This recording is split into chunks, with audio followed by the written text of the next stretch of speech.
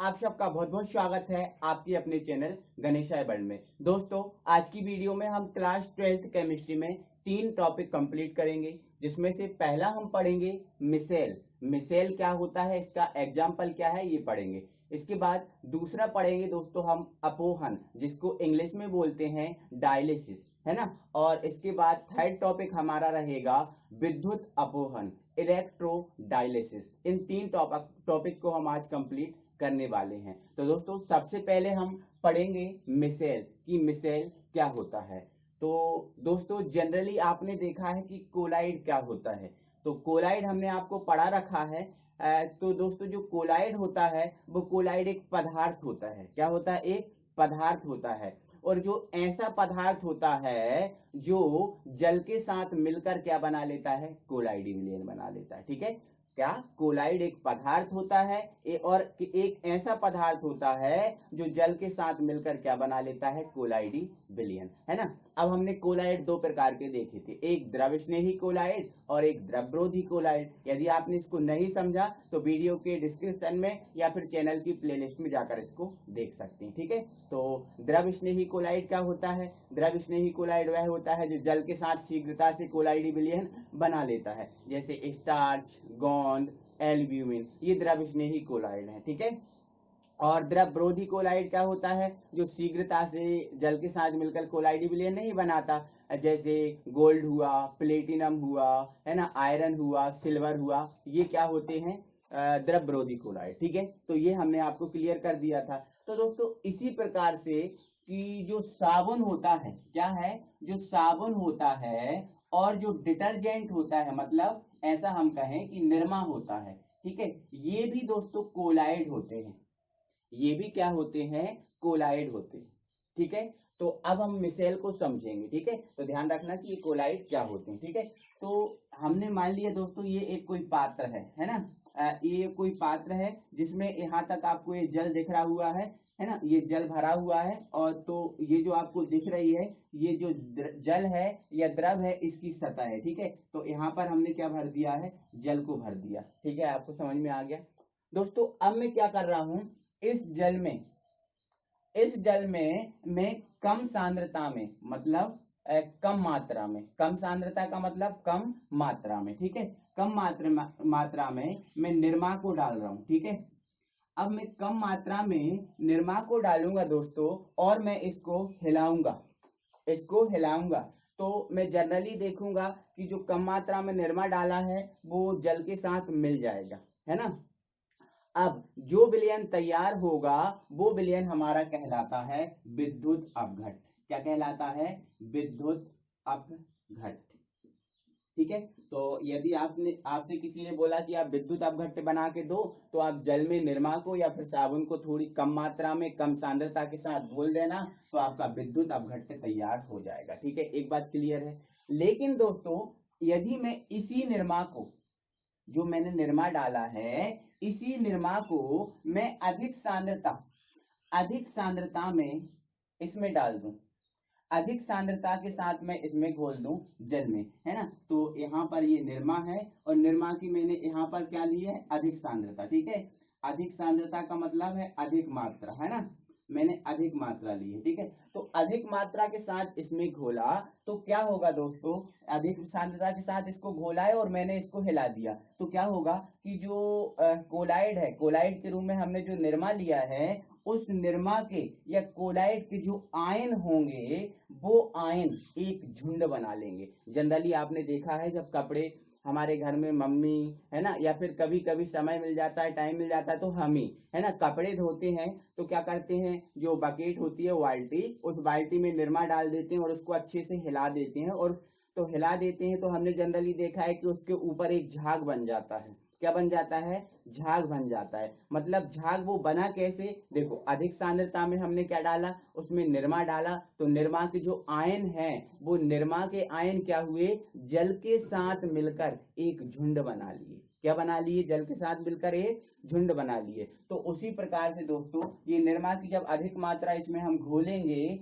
तो क्या होगा? अधिक मात्रा या अधिक सांद्रता घोलेंगे तो क्या होगा कि जो निरमा के जो आयन हैं, वो क्या करेंगे, जल के साथ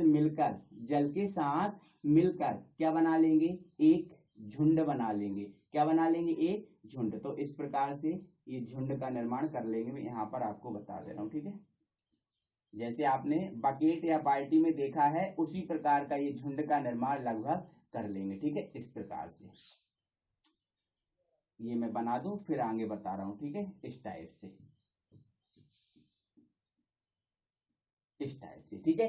तो दोस्तों जो झुंड होता है, इस झुंड को हम क्या बोलते हैं, पुंज। क्या बोलते हैं, पुंज। क्या बोलते हैं, पुंज। और इसी झुंड को दोस्तों, जो इस प्रकार से जो झुंड तैयार होता है ना, इस प्रकार का जो झुंड होता है, उस झुंड को ही हम क्या बोलते हैं, मिसेल बोलते हैं। क्या बोलते हैं, मिसेल। आपको समझ में आ गया होगा है। तो अब इसकी जो केमिस्ट्री की परिभाषा है, इसकी वास्तविक परिभाषा है, उस पर हम ले चलते हैं, ठीक है। तो उसको हम समझाते हैं और समझो, है ना। क्या है, सुनो इधर, है ना। जनरली या फिर सामान्यतः कुछ कोलाइड ऐसे होते हैं, सामान्यतः कुछ कोलाइड कैसे होते हैं, ऐसे होते हैं जो कम सांद्रता पर, किस पर, कम सांद्रता पर, जैसे हमने कोलाइड के रूप में क्या लिया, निर्मा लिया। अब ये निर्मा कम सांद्रता पर किसकी तरह कार्य कर रहा था, विद्युत अपघट्ट की तरह कार्य कर रहा था, है ना। किंतु अधिक सांद्रता पर जब इसकी अधिक मात्रा घोली दी जाती है, तो ये कोलाइडी अवस्था की तरह कार्य करते हैं। देखो भाई, देखो अधिक सांद्रता गोली, मैंने इसको हिलाया तो क्या बन गया, झाग बन गया। और झाग हमने पढ़ा था कोलाइडी विलयन के उदाहरण में। जब कोलाइडी विलयन पढ़ा था, उसके उदाहरण में क्या पढ़ा था, झाग है वो कोलाइडी विलयन है, वो किसका, द्रव का, गैस का द्रव में कोलाइडी विलयन है, ठीक है। तो यहाँ से अधिक सांद्रता में कोलाइडी अवस्था की तरह व्यवहार करते हैं और इनके आयन झुंड बना लेते हैं, मतलब पुंज बना लेते हैं। इसी झुंड को, इसी पुंज को हम, आपको जो दिख रहा है ना, आपको ये झुंड दिख रहा है, ये इसी पुंज को या इसी झुंड को हम क्या बोलते हैं, क्या बोलते हैं, मिसेल। क्या बोलते हैं, मिसेल। तो आई होप कि आपको समझ में आ गया होगा, ठीक है। तो जो निर्मा में जल में अगर निर्मा घोल देते हैं, तो उसके ऊपर जो झाग तैयार होता है, वो झाग क्या होता है, मिसेल होता है। क्या होता है, मिसेल होता है। झाग तो है ही, झाग तो हम बोलेंगे, बाकी वो मिसेल कहलाता है। क्या, मिसेल, ठीक है। आपको ये समझ में आ गया होगा, कोई दिक्कत नहीं होगी। अब आपकी इसकी परिभाषा मैं यहाँ पर राइट कर दे रहा हूँ, तो उसको आप अपनी कॉपी में लिख लीजिएगा, ठीक है। चलो, तो देखना क्या है आपको, देखो क्या लिखना है। कुछ कोलाइड ऐसे होते हैं जो कम सांद्रताओं में सामान्यतः या सामान्य विद्युत अपघट्ट की तरह कार्य करते हैं, किंतु उच्च सांद्रताओं पर इनके आयन झुंड, ब्रैकेट में क्या, पुंज बनाकर कोलाइडी अवस्था के गुण को प्रदर्शित करते हैं।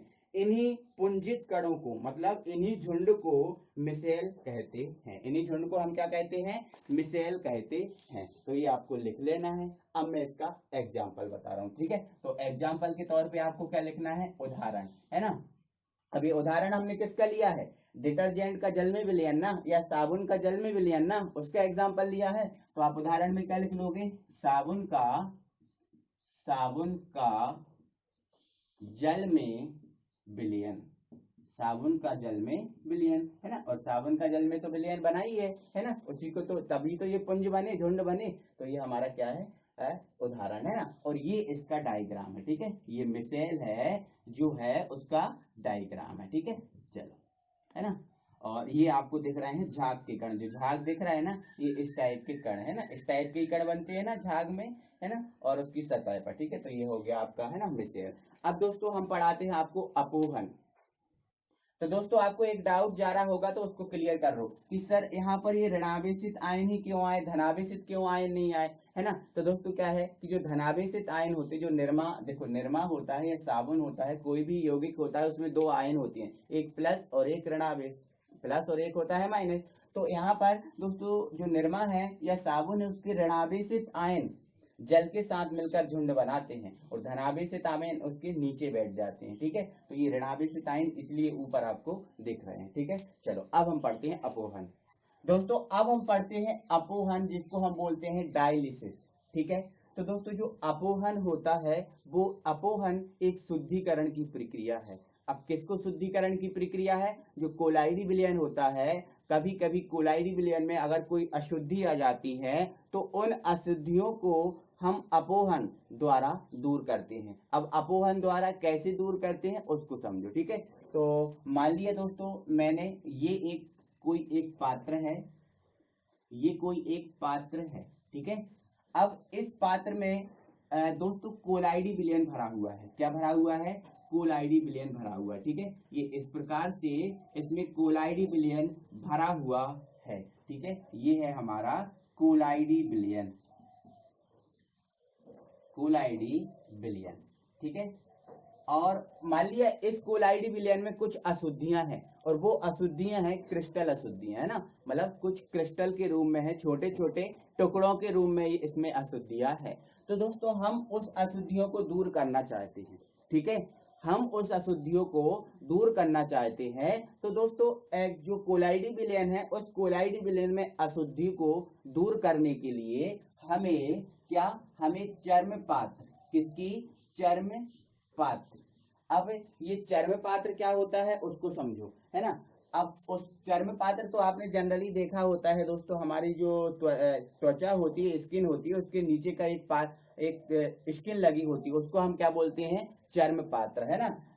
या फिर होता है वनस्पति पात्र, है ना, वनस्पति पात्र, ठीक है। वनस्पति पात्र मतलब जो वनस्पति होती है उनके अंदर की, है ना, जो व्हाइट व्हाइट उनके अंदर की भी एक स्किन टाइप की होती है, उसे हम क्या बोलते हैं? वनस्पति पात्र, ठीक है। तो दोस्तों जो कोलाइडी विलयन है, उस कोलाइडी विलयन में यदि कुछ क्रिस्टलन अशुद्धि है, तो उन अशुद्धियों को हम चर्म पात्र या वनस्पति पात्र द्वारा अलग करते हैं, ठीक है।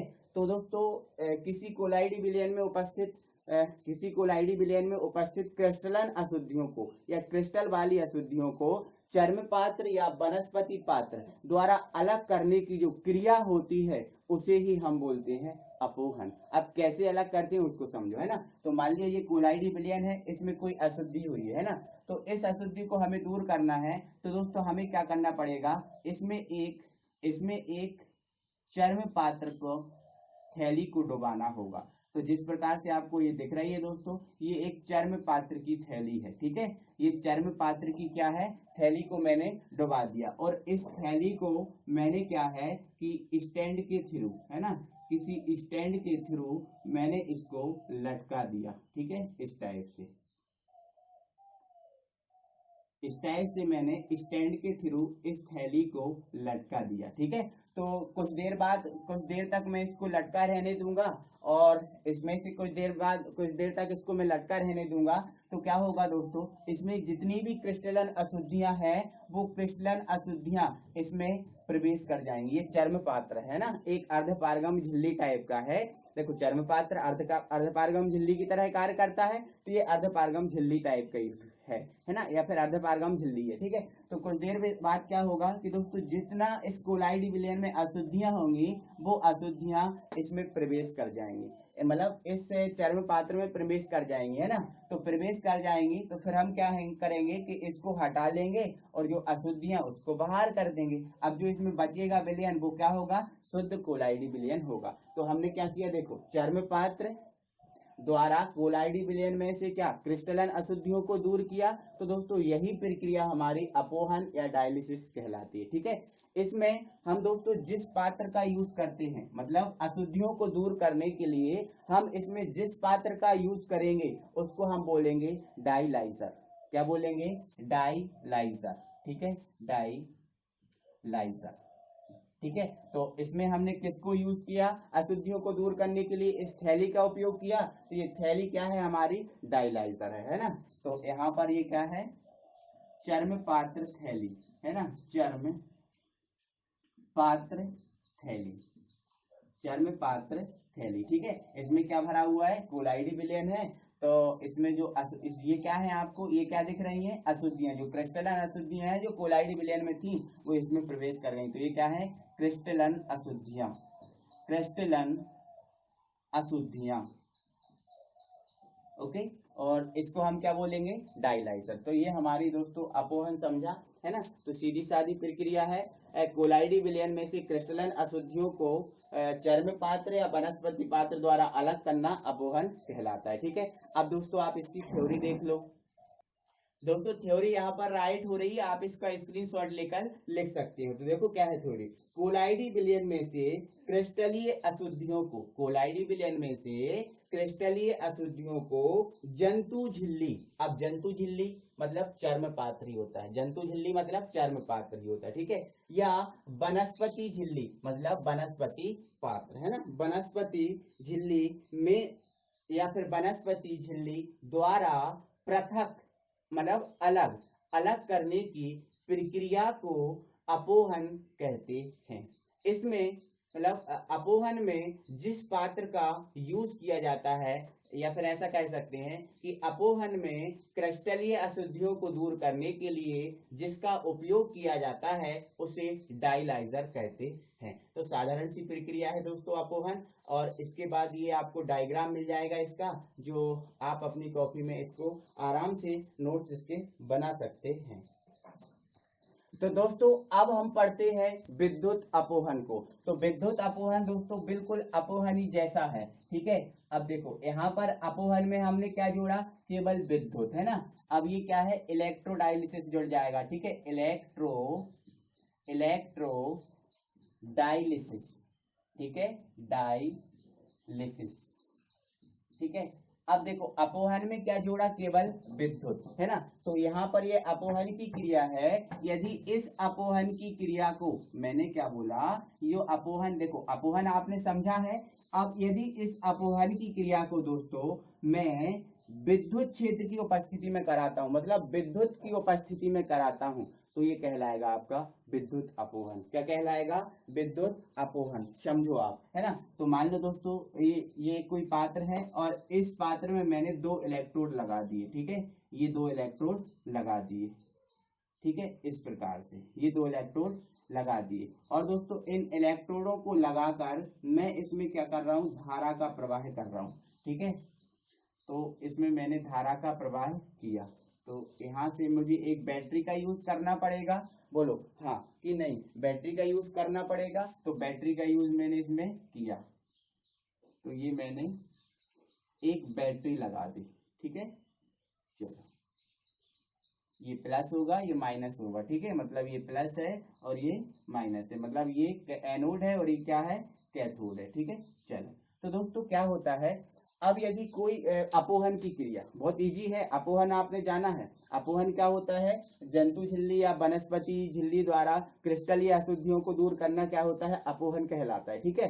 तो दोस्तों अब क्या है विद्युत अपोहन, तो क्या है, विद्युत क्षेत्र की उपस्थिति में, क्या, विद्युत क्षेत्र की उपस्थिति में अपोहन की क्रिया कराते हैं तो इसे विद्युत अपोहन कहते हैं। समझ में आपको आया, बिल्कुल इजी है। विद्युत क्षेत्र की उपस्थिति में, देखो यहाँ पर मैंने विद्युत को प्रवाहित किया, तो विद्युत क्षेत्र की उपस्थिति में अपोहन की जो क्रिया होती है उसे हम क्या बोलते हैं, विद्युत अपोहन कहते हैं। अब आगे थोड़ी सी चीज इसमें क्लियर होगी, वो समझो, है ना, कि इस प्रक्रिया में जो अपोहन की क्रिया दर होती है वो तीव्र होती है, मतलब जैसे यदि हम विद्युत क्षेत्र इसमें प्रवाहित नहीं करते, वैसे इसका अपोहन कराते, तो वो उसमें जो अपोहन की क्रिया है उसमें थोड़ा सा समय लग जाता है, ठीक है, उसमें थोड़ा सा समय लग जाता है। तो इसीलिए उन्होंने विद्युत अपोहन का यूज किया, ताकि कि जो अपोहन की क्रिया है, मतलब किसी कोलाइडी विलयन में से अशुद्धि है, जो क्रिस्टलन अशुद्धि है, उसको आसानी से कम समय में दूर कर सकते हैं, है ना।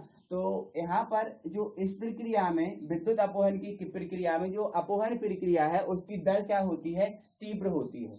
अब दर तीव्र क्यों होती है, दर तीव्र इसलिए होती है क्योंकि हम जैसे ही विद्युत क्षेत्र इसमें प्रवाहित करेंगे तो इसमें जो अशुद्धियां हैं दोस्तों, क्या, जैसे मान लेते हैं इसमें AgCl की अशुद्धियां ही हैं, मान लिया हमने इसमें AgCl की अशुद्धियां ही हैं, तो Ag जैसे ही हम विद्युत प्रवाहित करेंगे तो जो AgCl है दोस्तों वो Ag प्लस में और Cl माइनस में टूट जाएगा। अब Ag प्लस में और Cl माइनस में टूट जाएगा। अब ऐसा होगा, फिर क्या होगा, अब ये टूट गया तो विद्युत क्षेत्र प्रवाहित कर रहे हैं, तो ये जो आयन बने हैं वो आयन विपरीत आवेश वाले इलेक्ट्रोड की ओर गमन करेंगे। मतलब यहाँ पर जो AgCl है, अब इस वाले इलेक्ट्रोड की ओर गमन करेगा और Cl क्या होगा, इस वाले इलेक्ट्रोड की ओर गमन करेगा तीव्र गति से। जब तीव्र गति से गमन करेंगे और बीच में डली क्या है, थैली डली हुई है, तो तीव्र गति से गमन करेंगे तो तीव्र गति से दोस्तों बीच में थैली डली हुई है, तो शीघ्रता से ये थैली में भरते जाएंगे। अब एक बार थैली में भर जाएंगे तो फिर ये निकल नहीं पाएंगे। अब फिर निकल नहीं पाएंगे तो जल्दी जल्दी जो भी अशुद्धियां हैं वो इसमें भर जाएंगी और हम फिर निकाल लेंगे इसको। तो हुई ना तेज, है ना, तो ध्यान रखना है ना। तो विद्युत क्षेत्र की उपस्थिति में अपोहन विद्युत अपोहन कहलाता है ना। इसमें अपोहन की क्रिया तीव्र गति से होती है क्योंकि विद्युत क्षेत्र की उपस्थिति में आयन गति अवस्था में आ जाते हैं। समझ में आपको आ गया, ठीक है। अब इसकी मैं दोस्तों थ्योरी यहाँ पर राइट कर रहा हूँ, तो आप अपनी कॉपी में इसको लिख सकते हैं, ठीक है। तो थ्योरी क्या है वो देखो, सुनो क्या है ना। विद्युत क्षेत्र की उपस्थिति में अपोहन की क्रिया विद्युत अपोहन कहलाती है। इसमें अपोहन की क्रिया तीव्र गति से होती है क्योंकि विद्युत क्षेत्र की उपस्थिति में जो आयन है उनकी गति बढ़ जाती है। तो ये हुआ हमारा विद्युत अपोहन। अब इसका जो डायग्राम है वो आपको दिख रहा है, इस डायग्राम को अपनी कॉपी में बना लेना, ठीक है। थोड़ा सा मैं इसको और क्लियर कर दे रहा हूँ, ठीक है। जैसे मैंने यहाँ पर ये AgCl लिया है समझाने के लिए, तो आप ये तो देख ही रहे हैं ना, ये माइनस है ये प्लस है, ये हमारा क्या हो जाएगा, एनोड हो जाएगा, ये हमारा कैथोड हो जाएगा। ये आप लिख देना कि ये क्या है, जंतु झिल्ली, क्या है ये, जंतु झिल्ली है, ठीक है। या फिर आप चर्म पात्र लिख सकते हो, ये है हमारा कोलाइडी विलयन,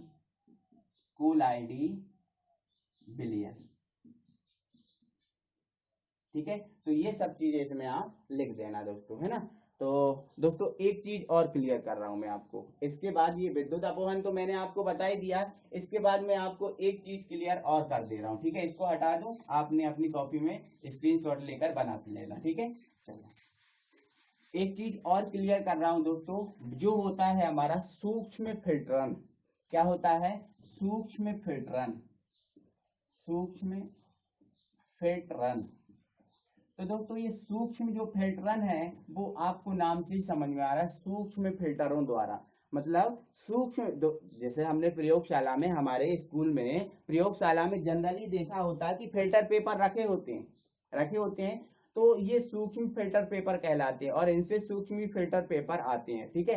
तो उन्हीं सूक्ष्म फिल्टर पेपरों द्वारा कोलाइड विलयन में से अशुद्धि को दूर करना सूक्ष्म फिल्टरन कहलाता है। क्या बोला मैंने, कोलाइड विलयन में उपस्थित अशुद्धि को सूक्ष्म फिल्टरों द्वारा छानकर अलग करना सूक्ष्म फिल्टरन कहलाता है, ठीक है। इसमें साधारणतः दोस्तों हम क्या करते हैं, जो फिल्टर होते हैं उन फिल्टरों द्वारा कोलाइड विलयन को छानते हैं, ठीक है। तो आई होप कि आपको समझ में आ गया होगा, ये सब अच्छा लगा होगा। तो वीडियो को दोस्तों लाइक करें, सब्सक्राइब, यदि आप नए व्यूअर हैं तो आपने अभी तक चैनल को सब्सक्राइब नहीं किया है तो प्लीज चैनल को सब्सक्राइब करें और अपने दोस्तों लोगों को भी शेयर करें ताकि उन लोगों का भी फायदा हो। दोस्तों अगली वीडियो में हम फिर मिलते हैं, तब तक के लिए थैंक यू वेरी मच।